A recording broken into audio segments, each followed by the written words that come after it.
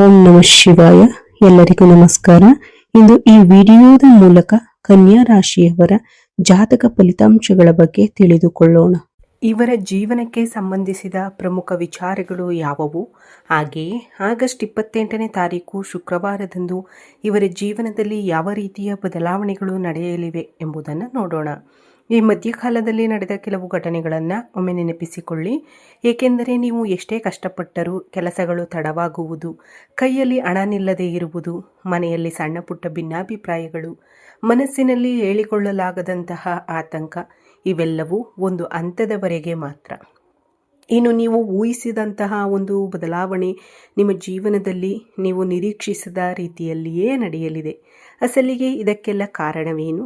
ದೇವತಾರಾಧನೆಯಿಂದ ಯಾವ ರೀತಿಯ ಶುಭ ಫಲಿತಾಂಶಗಳು ದೊರೆಯುತ್ತವೆ? ಯಾವ ನಿಯಮಗಳನ್ನು ಪಾಲಿಸಬೇಕು? ಯಾವ ಮುನ್ನೆಚ್ಚರಿಕೆಗಳನ್ನು ತೆಗೆದುಕೊಳ್ಳಬೇಕು? ಯಾವ ವಿಧಿವಿಧಾನಗಳನ್ನು ಅನುಸರಿಸಬೇಕು? ಹಾಗೆಯೇ ನಾಳೆಯ ದಿನ ನಿಮ್ಮ ಪ್ರತಿಕೂಲ ಸಮಯವನ್ನು ಅನುಕೂಲಕರವಾಗಿ ಹೇಗೆ ಬದಲಾಯಿಸಿಕೊಳ್ಳಬಹುದು? ಇಂತಹ ಸಂಪೂರ್ಣ ವಿಚಾರಗಳನ್ನು ಈ ವಿಡಿಯೋದಲ್ಲಿ ವಿವರವಾಗಿ ತಿಳಿದುಕೊಳ್ಳೋಣ. ಆದ್ದರಿಂದ ನಮ್ಮ ವಿಡಿಯೋವನ್ನು ಎಲ್ಲಿಯೂ ಸ್ಕಿಪ್ ಮಾಡದೆ ಕೊನೆಯವರೆಗೂ ನೋಡಿ ಸ್ನೇಹಿತರೆ. ಆಗ ಮಾತ್ರ ನಿಮಗೆ ಸಂಪೂರ್ಣ ವಿಷಯ ಅರ್ಥವಾಗುತ್ತದೆ. ಹಾಗೆಯೇ ನಮ್ಮ ಚಾನಲನ್ನು ಹೊಸದಾಗಿ ನೋಡುತ್ತಿರುವವರು ಚಾನಲನ್ನು ಸಬ್ಸ್ಕ್ರೈಬ್ ಮಾಡಿಕೊಳ್ಳುವುದನ್ನು ಮರೆಯಬೇಡಿ. ಹಾಗೆಯೇ ನಮ್ಮ ವಿಡಿಯೋಗೆ ಒಂದು ಲೈಕ್ ನೀಡಿ ಸಪೋರ್ಟ್ ಮಾಡುವುದನ್ನು ಮರೆಯಬೇಡಿ. ಇನ್ನು ಮುಖ್ಯವಾದ ವಿಚಾರಕ್ಕೆ ಬರುವುದಾದರೆ, ಕನ್ಯಾ ರಾಶಿಯು ಜ್ಯೋತಿಷ್ಯದಲ್ಲಿ 6ನೇ ರಾಶಿಚಕ್ರ ಚಿಹ್ನೆಯಾಗಿದೆ. ಇದರ ಆಕಾಶ ಮಂಟಪವು ಕೈಯಲ್ಲಿ ಭತ್ತದ ಕದಿರು ಹಿಡಿದ ಕನ್ಯೆಯ ಆಕಾರದಲ್ಲಿದೆ. ಉತ್ತರ ಫಾಲ್ಗುಣಿ ನಕ್ಷತ್ರದ ಕೊನೆಯ 3 ಪಾದಗಳು, ಹಸ್ತ ಮತ್ತು ಚಿತ್ತ ನಕ್ಷತ್ರದ ಮೊದಲ 2 ಪಾದಗಳು ಈ ರಾಶಿಯಲ್ಲಿವೆ. ಈ ರಾಶಿಯ ಅಧಿಪತಿ ವಿಶ್ಲೇಷಣಾತ್ಮಕ ಬುದ್ಧಿಯ ಬುಧ. ಇದು ಭೂಮಿ ಅಂಶದ ಸಂಕೇತವಾಗಿದೆ. ಪರಿಪೂರ್ಣತೆಯನ್ನು ಬಯಸುವ ಗುಣ, ವ್ಯವಸ್ಥಿತ ಚಿಂತನೆ, ಆರೋಗ್ಯದ ಬಗ್ಗೆ ಕಾಳಜಿ ಮತ್ತು ಸೇವಾ ಮನೋಭಾವ ಈ ರಾಶಿಯ ವಿಶೇಷ ಗುಣಗಳಾಗಿವೆ.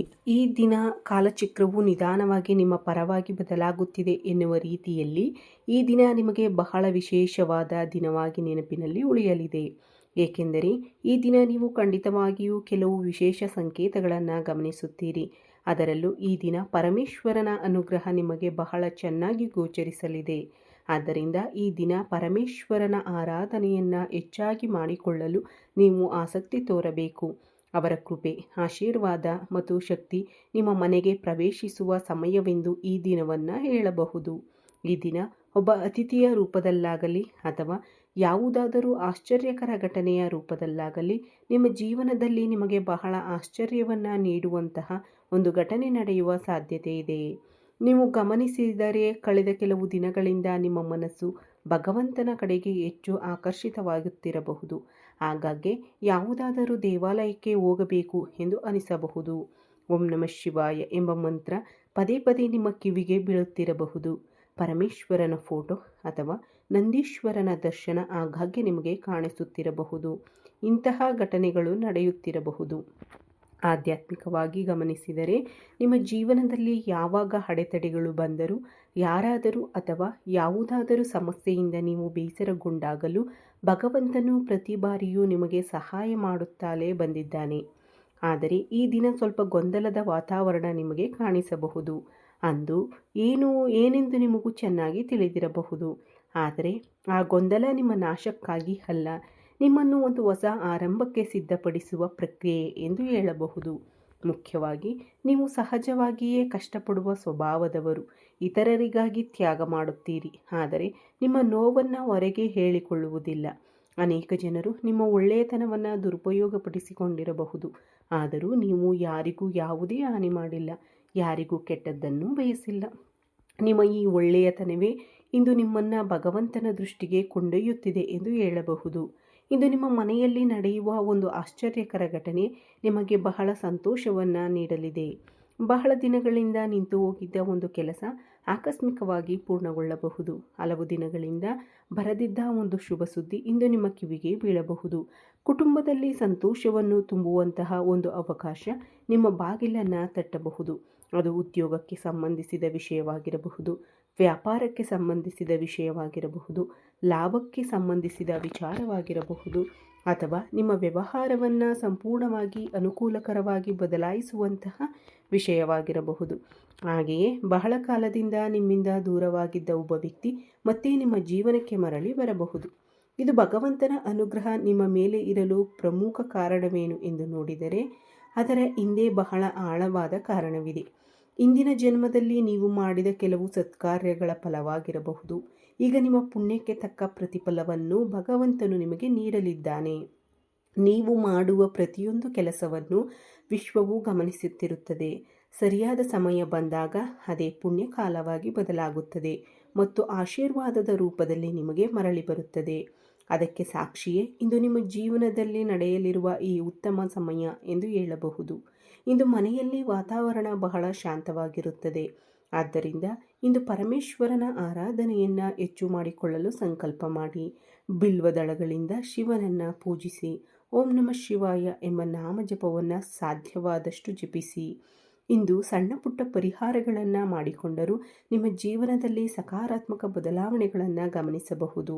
ಪರಿಹಾರ ಎಂದಾಕ್ಷಣ ದೊಡ್ಡ ಮೊತ್ತದ ಹಣ ಖರ್ಚು ಮಾಡಬೇಕು ಎಂದೇನಿಲ್ಲ. ಒಂದು ಚೆಂಬು ನೀರನ್ನು ತೆಗೆದುಕೊಂಡು ಇಂದು ಶಿವಾಲಯಕ್ಕೆ ಹೋಗಿ ಸ್ವಾಮಿಗೆ ಜಲಾಭಿಷೇಕ ಮಾಡಿ. ಆ ನೀರಿನಲ್ಲಿ ನಿಮಗೆ ಸಾಧ್ಯವಾದಷ್ಟು ಬಿಲ್ವದಳಗಳನ್ನು ಹಾಕಿ ಸ್ವಾಮಿಗೆ ಅಭಿಷೇಕ ಮಾಡಿ. ನಂತರ ನಿಮ್ಮ ಮನಸ್ಸಿನಲ್ಲಿರುವ ಸಂಕಲ್ಪವನ್ನು ದೇವರಿಗೆ ಹೇಳಿಕೊಂಡರೆ ಸಾಕು. ಆದರೆ ಭಗವಂತನ ಅನುಗ್ರಹ ದೊರೆತಾಗ ಅಹಂಕಾರ ಹೆಚ್ಚಾಗಬಾರದು. ನಿಮ್ಮಲ್ಲಿ ವಿನಯ, ದಯೆ ಮತ್ತು ಧರ್ಮದ ಗುಣಗಳು ಇನ್ನಷ್ಟು ಹೆಚ್ಚಾಗಬೇಕು. ಆಗ ಮಾತ್ರ ಭಗವಂತನ ಆಶೀರ್ವಾದ ನಿಮ್ಮ ಬಳಿ ಶಾಶ್ವತವಾಗಿ ಉಳಿಯುತ್ತದೆ.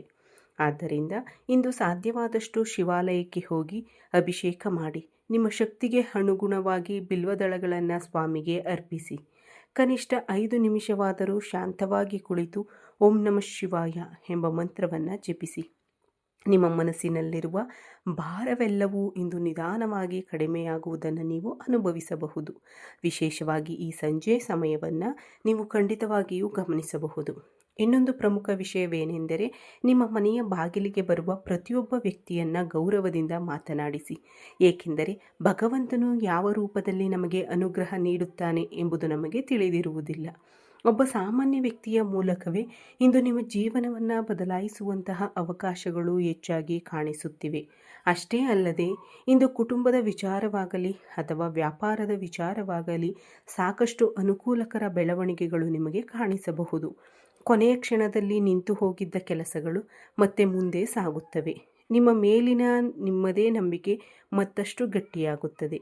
ನಾನು ಎಷ್ಟೇ ಪ್ರಯತ್ನಿಸಿದರೂ ನನ್ನ ಕೆಲಸಗಳು ವಿಫಲವಾಗುತ್ತಿವೆ ಎಂಬ ಬೇಸರ ಪಟ್ಟಿದ್ದಂತಹ ವಿಚಾರದಲ್ಲಿಯೂ ಇಂದು ನಿಮಗೆ ಖಂಡಿತವಾಗಿಯೂ ಒಂದು ಉತ್ತಮ ಫಲ ಅಥವಾ ಲಾಭ ಕಾಣಿಸಬಹುದು. ಸಂತೋಷವನ್ನು ಅನುಭವಿಸುವ ಸಂದರ್ಭಗಳು ಹೆಚ್ಚಾಗುತ್ತವೆ. ಭಗವಂತನು ಎಂದಿಗೂ ನನ್ನ ಕೈ ಬಿಡುವುದಿಲ್ಲ ಎಂಬ ನಂಬಿಕೆ ಇಂದು ನಿಮ್ಮಲ್ಲಿ ಮತ್ತಷ್ಟು ಬಲವಾಗುತ್ತದೆ. ನಿಮ್ಮ ಪರೀಕ್ಷೆಯ ಕಾಲ ಮುಗಿದಿದೆ ಎಂದು ಹೇಳಬಹುದು. ಅದಕ್ಕೆ ತಕ್ಕ ಫಲಿತಾಂಶವನ್ನು ನೀವು ಪಡೆಯುವ ಸಮಯ ಹತ್ತಿರ ಬಂದಿದೆ.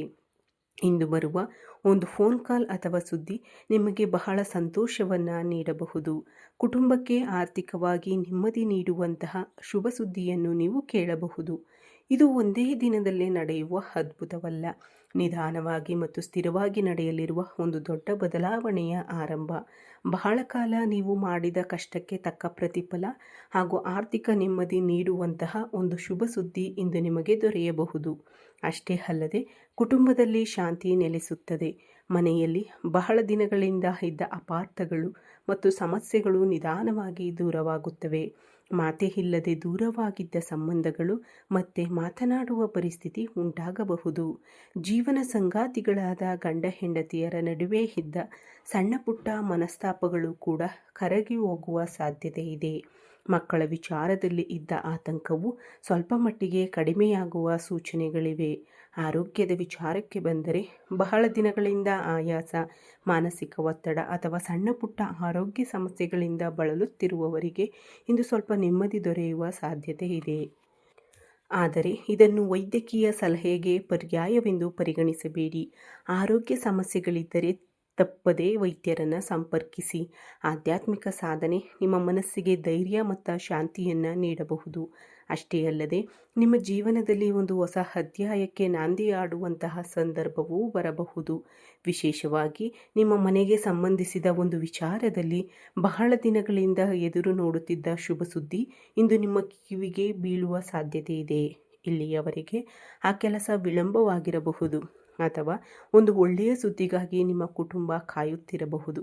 ಅಂತಹ ಸಂದರ್ಭದಲ್ಲಿ ಇಂದು ಬರುವ ಸುದ್ದಿ ಕುಟುಂಬದ ಎಲ್ಲರಿಗೂ ಬಹಳ ಸಂತೋಷವನ್ನು ನೀಡಬಹುದು. ಇನ್ನು ಮುಂದೆ ಪರಿಸ್ಥಿತಿಗಳು ನಿಧಾನವಾಗಿ ನಿಮ್ಮ ಪರವಾಗಿ ಬದಲಾಗುವ ಸೂಚನೆಗಳು ಹೆಚ್ಚಾಗಿ ಕಾಣಿಸುತ್ತಿವೆ. ನಿಮ್ಮ ಮನೆಯಲ್ಲಿ ಸಂತೋಷದ ವಾತಾವರಣ ನಿರ್ಮಾಣವಾಗುವ ಸಾಧ್ಯತೆಯೂ ಇದೆ. ಉದ್ಯೋಗಕ್ಕಾಗಿ ಪ್ರಯತ್ನಿಸುತ್ತಿರುವವರಿಗೆ ಉತ್ತಮ ಮಾಹಿತಿ ಬರಬಹುದು. ಆರ್ಥಿಕ ಸಮಸ್ಯೆಗಳನ್ನು ಎದುರಿಸುತ್ತಿರುವವರಿಗೆ ಹಣಕಾಸಿನ ವಿಚಾರದಲ್ಲಿ ನೆಮ್ಮದಿ ದೊರೆಯಬಹುದು. ಮಕ್ಕಳ ವಿಚಾರದಲ್ಲಿಯೂ ಒಂದು ಶುಭ ಸುದ್ದಿ ಕೇಳುವ ಅವಕಾಶವಿದೆ. ಮುಖ್ಯವಾಗಿ ಒಂದು ವಿಷಯವನ್ನು ನೆನಪಿಟ್ಟುಕೊಳ್ಳಿ, ನೀವು ಎಷ್ಟು ಕಾಲದಿಂದ ತಾಳ್ಮೆಯಿಂದ ಕಾಯುತ್ತಿದ್ದೀರೋ ಆ ಕಾಯುವಿಕೆಗೆ ಫಲ ಸಿಗುವ ಸಮಯ ಹತ್ತಿರ ಬಂದಿದೆ. ಕೆಲವೊಮ್ಮೆ ನಾವು ಬಯಸಿದ್ದು ತಕ್ಷಣ ನಡೆಯದಿದ್ದಾಗ ಭಗವಂತನನ್ನು ನಮ್ಮನ್ನು ಮರೆತಿದ್ದಾನೆಯೇ ಎಂದು ಅನಿಸುತ್ತದೆ. ಆದರೆ ಆಲಸ್ಯ ಎಂದರೆ ನಿರಾಕರಣೆಯಲ್ಲ, ಸರಿಯಾದ ಸಮಯಕ್ಕಾಗಿ ಪ್ರಕೃತಿಯೇ ನಮ್ಮನ್ನು ಸಿದ್ಧಪಡಿಸುತ್ತಿರುತ್ತದೆ. ಆದ್ದರಿಂದ ಇಂದು ನಿಮ್ಮ ಮನಸ್ಸಿನಲ್ಲಿರುವ ನೋವು, ಭಯ ಮತ್ತು ನಿರಾಶೆಯನ್ನು ಬದಿಗಿಟ್ಟು ನನ್ನ ಜೀವನದಲ್ಲಿ ಒಳ್ಳೆಯ ದಿನಗಳು ಬರಲಿವೆ ಎಂದು ಮನಪೂರ್ವಕವಾಗಿ ನಂಬಿ ಪರಮೇಶ್ವರನನ್ನು ಆರಾಧಿಸಿ. ಇಂದು ಬೆಳಿಗ್ಗೆಯಿಂದಲೇ ಮನೆಯನ್ನು ಸ್ವಚ್ಛವಾಗಿಟ್ಟುಕೊಳ್ಳಿ. ಸಂಜೆ ಮನೆಯಲ್ಲಿ ಎಳ್ಳಿನ ಎಣ್ಣೆಯ ದೀಪವನ್ನು ಬೆಳಗಿಸಿ ಆ ದೀಪದ ಮುಂದೆ ಕುಳಿತು ನಿಮಗೆ ಇಷ್ಟವಾದ ದೇವರನ್ನು ಪ್ರಾರ್ಥಿಸಿ. ವಿಶೇಷವಾಗಿ ಪರಮೇಶ್ವರನನ್ನು ಅಥವಾ ಶನಿ ಭಗವಂತನನ್ನು ಭಕ್ತಿಯಿಂದ ಸ್ಮರಿಸಿ. ಸಾಧ್ಯವಾದರೆ ಕಪ್ಪು ಎಳ್ಳು, ಅಕ್ಕಿ ಹಿಟ್ಟು ಅಥವಾ ಧಾನ್ಯಗಳನ್ನು ಅಗತ್ಯವಿರುವವರಿಗೆ ದಾನ ಮಾಡಿ. ಬಡವರಿಗೆ ನಿಮ್ಮ ಕೈಲಾದಷ್ಟು ಆಹಾರವನ್ನು ನೀಡುವುದು ಇಂದು ಉತ್ತಮ ಪರಿಹಾರವೆಂದು ಪರಿಗಣಿಸಬಹುದು.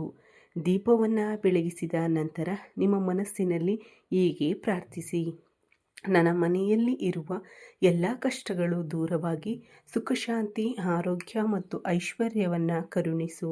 ನನ್ನ ಕುಟುಂಬದಲ್ಲಿ ಸದಾ ಒಳ್ಳೆಯ ಸುದ್ದಿಯನ್ನು ಕೇಳುವ ಭಾಗ್ಯವನ್ನು ನೀಡು ಎಂದು ಮನಪೂರ್ವಕವಾಗಿ ಭಗವಂತನಲ್ಲಿ ಪ್ರಾರ್ಥಿಸಿ. ಇಲ್ಲಿಯವರೆಗೆ ಯಾವುದೇ ಸಮಸ್ಯೆಯಿಂದ ನೀವು ದುಃಖಪಡುತ್ತಿದ್ದರೆ ಅದರ ಬಗ್ಗೆ ಹೆಚ್ಚು ಯೋಚಿಸಿ ನಿಮ್ಮ ಮನಸ್ಸನ್ನು ಇನ್ನಷ್ಟು ಮತ್ತಷ್ಟು ನೋಯಿಸಿಕೊಳ್ಳಬೇಡಿ. ನಿಮ್ಮಿಂದ ಸಾಧ್ಯವಾದಷ್ಟು ಪ್ರಯತ್ನ ಮಾಡಿ. ಉಳಿದದ್ದನ್ನು ಭಗವಂತನ ಮೇಲೆ ನಂಬಿಕೆ ಇಟ್ಟು ಬಿಟ್ಟು ಬಿಡಿ. ನಿಮ್ಮ ಜೀವನದಲ್ಲಿ ಒಂದು ಹಳೆಯ ಅಧ್ಯಾಯ ಮುಗಿದು ಹೊಸ ಹಂತದ ಬಾಗಿಲುಗಳು ತೆರೆಯುವ ಸಮಯ ಬರುತ್ತಿದೆ ಎಂದು ಭಾವಿಸಿ. ನಿಮ್ಮ ಮನೆಯಲ್ಲಿ ಸಂತೋಷ ತುಂಬಿಕೊಳ್ಳಲಿದೆ. ನೀವು ಬಹಳ ಕಾಲದಿಂದ ಕಾಯುತ್ತಿದ್ದ ಆ ಶುಭ ಸುದ್ದಿ ನಿಮ್ಮ ಕಿವಿಗೆ ಬೀಳುವ ಸಾಧ್ಯತೆಗಳು ಬಹಳ ಬಲವಾಗಿವೆ. ಅಷ್ಟೇ ಅಲ್ಲದೆ ಇಂದು ನಿಮಗೆ ಬರುವ ಒಂದು ಫೋನ್ ಕಾಲ್ ನಿಮ್ಮ ಮನಸ್ಸಿನಲ್ಲಿ ಬಹಳ ದಿನಗಳಿಂದ ಇದ್ದ ಹಲವು ಪ್ರಶ್ನೆಗಳಿಗೆ ಉತ್ತರ ನೀಡಬಹುದು. ನೀವು ಬಹಳ ದಿನಗಳಿಂದ ಒಬ್ಬ ವ್ಯಕ್ತಿಯ ಫೋನ್ಗಾಗಿ ಕಾಯುತ್ತಿರಬಹುದು ಅಥವಾ ಯಾವುದಾದರೂ ಕೆಲಸದ ಬಗ್ಗೆ ಮಾಹಿತಿ ಬರಲಿ ಎಂದು ಕಾಯುತ್ತಿರಬಹುದು. ಉದ್ಯೋಗ, ಹಣ ಅಥವಾ ಯಾವುದಾದರೂ ಒಂದು ನಿರ್ಧಾರಕ್ಕಾಗಿ ನೀವು ಬಹಳ ದಿನಗಳಿಂದ ಕಾಯುತ್ತಿರಬಹುದು. ಅಂತಹ ಸಂದರ್ಭದಲ್ಲಿ ಇಂದು ಆಕಸ್ಮಿಕವಾಗಿ ಬರುವ ಒಂದು ಫೋನ್ ಕಾಲ್ ನಿಮಗೆ ನೆಮ್ಮದಿ ನೀಡುವ ಸುದ್ದಿಯನ್ನು ತರಬಹುದು. ವಿಶೇಷವಾಗಿ ಹಿಂದೆ ಯಾರೊಂದಿಗಾದರೂ ಮಾತನಾಡಿ ಮತ್ತೆ ನಿಮಗೆ ಫೋನ್ ಮಾಡುತ್ತೇನೆ ಎಂದು ಹೇಳಿದ್ದ ವ್ಯಕ್ತಿಯಿಂದ ಮತ್ತೆ ಮಾಹಿತಿ ಬರುವ ಸಾಧ್ಯತೆಯೂ ಇದೆ. ಕೆಲವು ಸುದ್ದಿಗಳು ಬರಲು ಸಮಯ ಬೇಕಾಗುತ್ತದೆ, ಆದರೆ ಬಂದಾಗ ಅವು ನಮಗೆ ಅಪಾರ ಸಂತೋಷವನ್ನು ನೀಡುತ್ತವೆ. ಜನರೊಂದಿಗೆ ಶಾಂತವಾಗಿ ಮಾತನಾಡಿ. ನನ್ನ ಮನೆಗೆ ಶುಭ ಸುದ್ದಿ ಬರಲಿದೆ. ನನ್ನ ಕುಟುಂಬದಲ್ಲಿ ಸಂತೋಷ ಮತ್ತು ಶಾಂತಿ ನೆಲೆಸಲಿದೆ. ನಾನು ಕಾಯುತ್ತಿರುವ ಒಳ್ಳೆಯ ಮಾಹಿತಿ ನನಗೆ ದೊರೆಯಲಿದೆ ಎಂದು ಸಕಾರಾತ್ಮಕವಾಗಿ ಯೋಚಿಸುತ್ತೀರಿ. ಸಾಧ್ಯವಾದರೆ ಇಂದು ಬಡವರಿಗೆ ಅಥವಾ ಅಗತ್ಯವಿರುವವರಿಗೆ ನಿಮ್ಮಿಂದ ಸಾಧ್ಯವಾದಷ್ಟು ಅಗತ್ಯ ವಸ್ತುಗಳು ಅಥವಾ ಆಹಾರವನ್ನು ನೀಡಿ. ಹೀಗೆ ಈ ರಾಶಿಯವರ ಜೀವನದಲ್ಲಿ ಆಗಸ್ಟ್ 28ನೇ ತಾರೀಕಿನಂದು ನಡೆಯಬಹುದಾದ ಪ್ರಮುಖ ವಿಚಾರಗಳು, ಅವುಗಳ ಪರಿಣಾಮಗಳು, ಯಾವ ದೇವತಾರಾಧನೆ ಶುಭಕರವಾಗಿರುತ್ತದೆ, ಯಾವ ನಿಯಮಗಳನ್ನು ಪಾಲಿಸಬೇಕು ಮತ್ತು ಯಾವ ಮುನ್ನೆಚ್ಚರಿಕೆಗಳನ್ನು ತೆಗೆದುಕೊಳ್ಳಬೇಕು ಎಂಬುದನ್ನು ಈ ವಿಡಿಯೋದಲ್ಲಿ ವಿವರವಾಗಿ ತಿಳಿದುಕೊಂಡಿದ್ದೀರಿ ಎಂದು ಭಾವಿಸುತ್ತೇನೆ. ಈ ವಿಡಿಯೋ ನಿಮಗೆ ಇಷ್ಟವಾಗಿದ್ದರೆ ಒಂದು ಚಿಕ್ಕ ಲೈಕ್ ನೀಡಿ ಸಪೋರ್ಟ್ ಮಾಡಿ. ನಮ್ಮ ಚಾನಲನ್ನು ಸಬ್ಸ್ಕ್ರೈಬ್ ಮಾಡಿಕೊಳ್ಳುವುದನ್ನು ಮರೆಯಬೇಡಿ. ಈ ವಿಡಿಯೋ ವೀಕ್ಷಿಸಿದ ನನ್ನೆಲ್ಲ ವೀಕ್ಷಕ ಬಂಧುಗಳಿಗೂ ಧನ್ಯವಾದಗಳು. ಜೈ ಶ್ರೀರಾಮ್, ಜೈ ಶ್ರೀ ಕೃಷ್ಣ, ಹರ ಹರ ಮಹಾದೇವ್, ಓಂ ನಮಃ ಶಿವಾಯ್.